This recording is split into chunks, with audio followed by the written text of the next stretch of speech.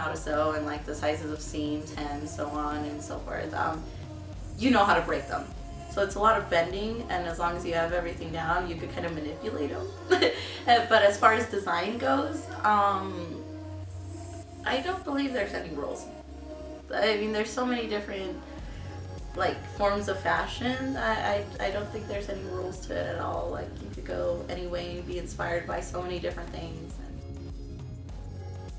I've known how to sew since I was like younger. I learned from my dad actually, and I ended up going to school for fashion, and I learned a lot from there too. And a lot of it is self-taught. And I started doing fashion about 3 years ago, I want to say, is when I started making more dresses and things like that. But I've done costuming for about as long as that, and toy design for about 2 years.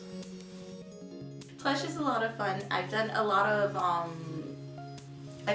plush design, and I like it just because it's a sewing part of it, and I'm comfortable with it, and I know how to do that. But I like the challenge of sculpting, and I do like vinyl toys a lot. So hopefully I could get better at it and start doing that more.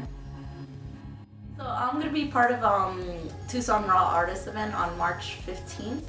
RAWartist, it's like a big night event where there's bands, painting, photography, film, and fashion.